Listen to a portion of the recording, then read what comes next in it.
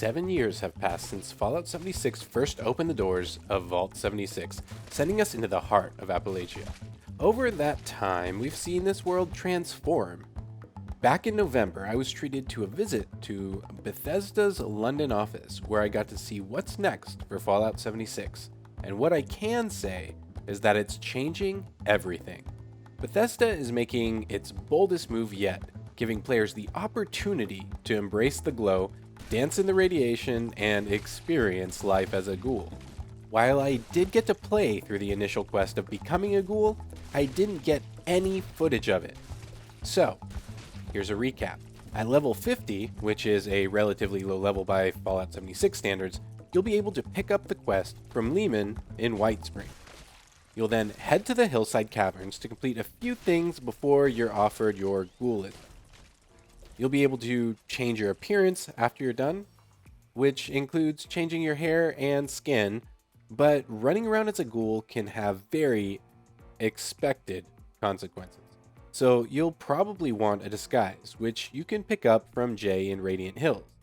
Disguises aren't like gear pieces. You'll have to go to Jay every time that you want to put on the disguise or take it off. Along with some of the inherent abilities of a ghoul, which includes being immune to radiation and no longer getting hungry or thirsty, you'll have access to 32 incredible new perks. This includes 2 legendary perk cards too, both built around the feral meter. Living as a ghoul means confronting the risk of feral instincts and finding ways to maintain control. If you don't consume enough radiation, you'll eventually become feral and you'll have a boost to your melee abilities, but while you're doing that, you're going to have very terrible accuracy, so if you're a gunslinger, you're probably not going to want to be feral very often.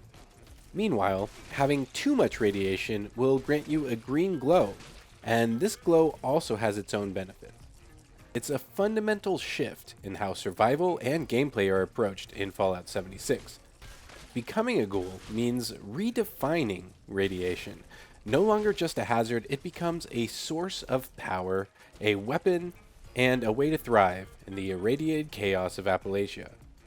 Here's a look at 30 of the 32 perk cards. I tried to get all of them that I could find, but I really didn't get enough time to look over all of them, including their max perk benefits, but at least this will get your foot in the door with some new build crafting.